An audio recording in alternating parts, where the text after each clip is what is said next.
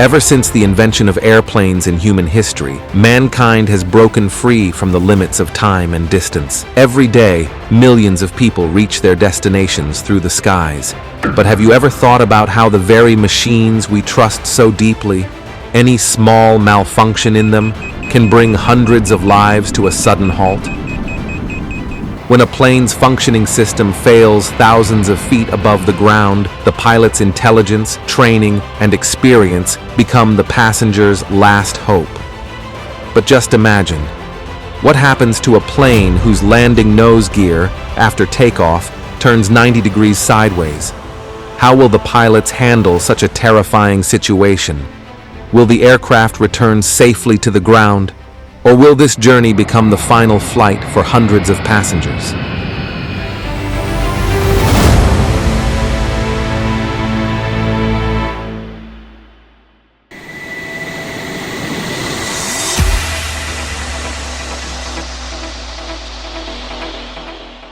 On April 20th, 2011, at around 6:30 p.m., a Vueling Airlines flight arrives and parks at Terminal 1 of the Barcelona airport. This flight was supposed to take off from Barcelona and land at the Seville airport in the southern region of Spain. The flight was being operated using an Airbus A320 model. In 2011, this plane was over 20 years old and one of the oldest aircrafts in the airline's fleet. In fact, even the aircraft's manufacturer, Airbus, had stopped producing this series of planes in 1990. However, even 21 years after being taken off the production line, the plane was still in use because it had some features that other airlines did not offer in their aircrafts, even at that time. One of these features was the ECAM, Electronic Centralized Aircraft Monitor, a screen placed between the two pilots in the cockpit. This screen displayed all essential controls and alarms for the plane, combining them for the pilots to view. April 4th, 2011 was the third flight of this plane, and the captain had already completed 2 flights before this one. The plane's captain was a French citizen, 47 years old, with a total of about 10,400 flight hours, out of which 4,100 hours were spent flying this series of aircraft. Assisting the captain on this flight was a 35-year-old Spanish co-pilot. The co-pilot had about 5,700 flight hours of experience, with approximately 3,100 hours spent flying this series of aircraft. In addition to these 2 pilots, there was also a trainee pilot on board who was in the middle of his training. The 42-year-old Spanish trainee pilot had about 870 flight hours of experience. On this flight, the captain and the trainee pilot were to control the plane, with the co-pilot being present as a backup pilot. The sun was waiting for its time to set in the sky over Barcelona, and the weather was perfect for the flight to take off. Approximately 150 passengers had settled into their seats on the plane. Many of them were tourists traveling to the southern Spanish city of Seville, while others were going to meet their families or returning to work. In addition to these 150 passengers, there were also 4 crew members on board the plane. Flight 2220 requesting for takeoff. Copy. Flight 2220 permission granted. Copy. After receiving clearance from the controller, the pilot adjusted the thrust to the takeoff level, and at 7:02 p.m., the plane took off from Barcelona airport.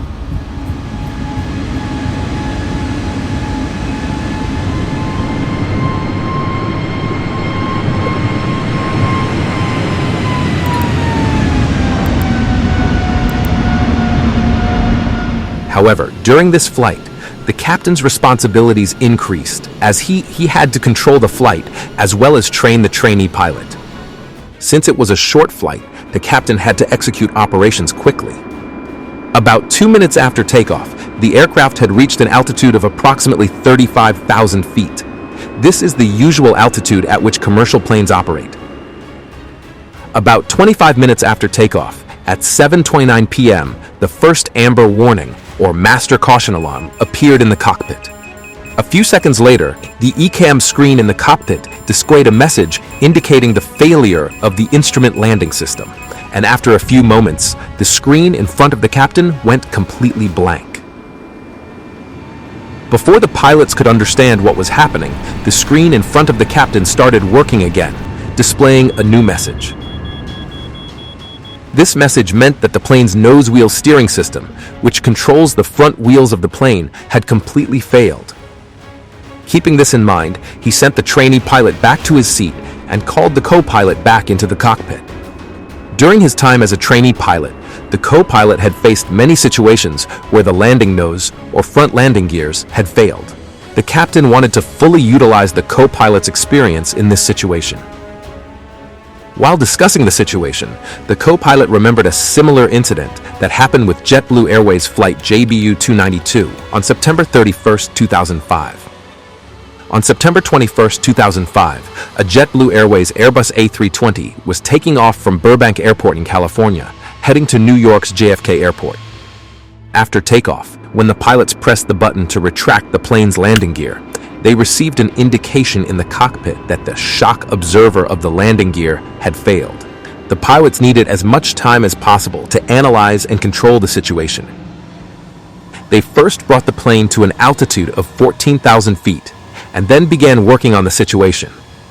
After reading the emergency manual, they realized that the plane's nose wheel or front landing gear might have turned 90 degrees.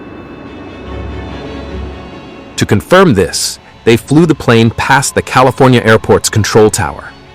The ATC at the tower confirmed that the plane's front landing gear or nose wheel had indeed turned 90 degrees. After confirming the exact situation, the pilots began working on options for an emergency landing. While the plane was flying to burn off fuel, news of the incident was leaked to the media. A private news channel sent a helicopter to cover the emergency landing. The reporters in the helicopter were covering the plane's landing from a higher altitude. After several hours of flying, when the plane's fuel had reduced, the plane began its descent to the airport at a speed of 120 nautical miles per hour. When the speed reached 90 nautical miles per hour, the plane applied its brakes. After landing, the plane's tires experienced extreme pressure, and both tires on the nose landing wheel burst. The plane's entire weight then shifted to the iron rim of the nose landing gear. Despite this, the plane continued its landing with the iron rim rubbing on the runway. However, the plane managed to stop before the runway ended, and no fire broke out on the plane. The co-pilot had watched the full coverage of the incident on national TV, and the memories of that incident were fresh in his mind. He wanted to use his experience from that event to handle the situation today. With many uncertainties in mind, the pilots began approaching Seville Airport's runway 27. Flight 2220 requesting emergency landing. Flight 2220 proceed to runway 27. By now, it was around 8 p.m., and the pilot began aligning the plane with the runway for landing. During this time, both pilots were continuously working on the problem with the plane's landing nose and looking for a solution. Despite their best efforts, the pilots could not figure out what the exact problem with the plane's landing nose was, or what steps needed to be taken to resolve it. At around 8:08 p.m., the pilot contacted ATC again and issued a pan-pan signal. Pan-pan, copy. After receiving the alert signal, the Seville Airport ATC declared a local emergency. The runway was cleared, and all incoming flights were diverted. All firefighting vehicles at the airport were positioned on both sides of the runway. The airport authority wanted to ensure that, in case of a fire after landing, it could be extinguished immediately. Once all preparations were made, the ATC gave clearance for the plane to land. Flight 2220 requesting for landing. Flight 2220, proceed with your landing.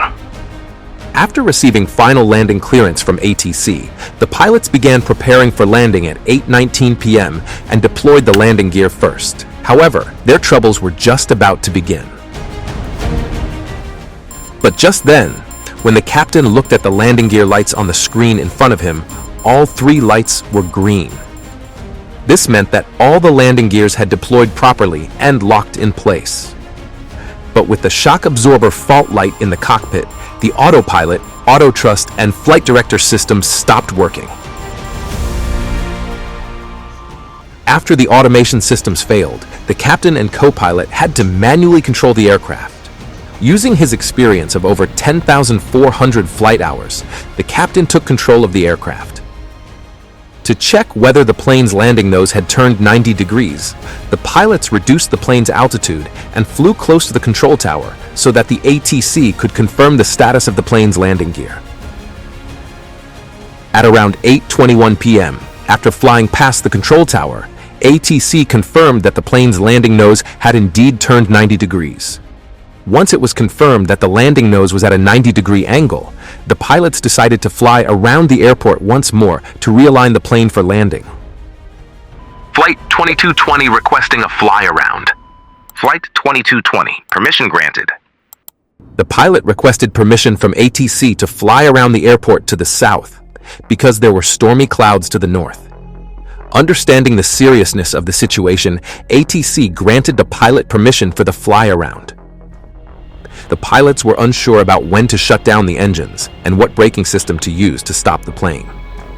After discussing, they decided to use full reverse thrust immediately after touchdown to slow the plane as quickly as possible.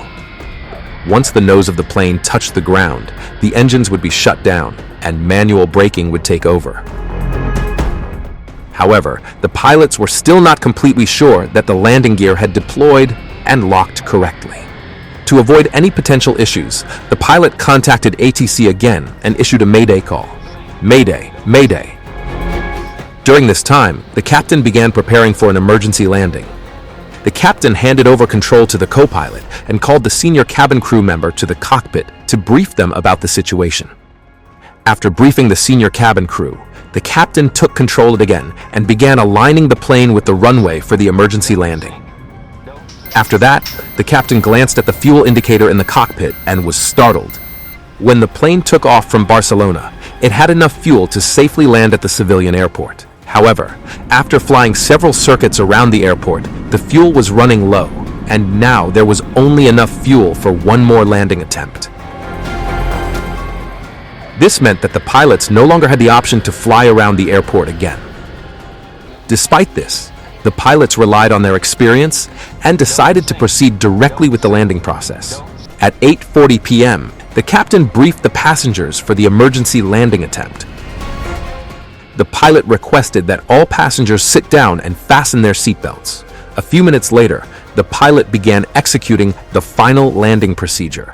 At 8:45 p.m., the pilot aligned the plane with runway number 27 and requested final landing permission from ATC. ATC granted the landing permission, and despite the nose wheel being tilted 90 degrees, the plane began to land. The pilot first set the plane's flaps to 15 degrees, then immediately adjusted them to 35 degrees. The plane, with over 150 people on board, began the landing process. As soon as the plane's rear wheels touched the ground, the pilot activated the reverse thrust on both engines.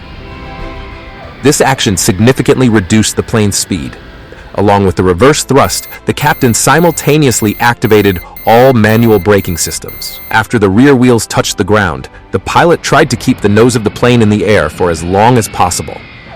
The captain handled the situation with such expertise that even several seconds after the rear landing gears touched the ground, the nose of the plane had not yet made contact with the runway.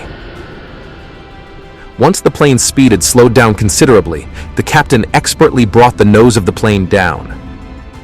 As soon as the nose wheel touched the runway, there was a strong vibration. Within seconds, both tires on the nose wheel burst.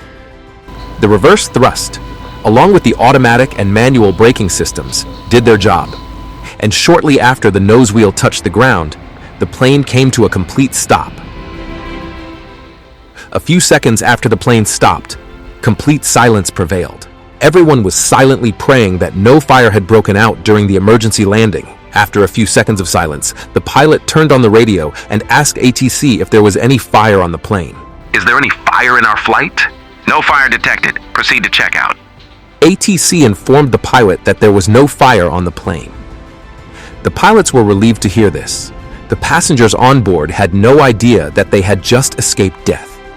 Once it was confirmed that there was no fire anywhere on the plane, the passengers were evacuated via normal procedures.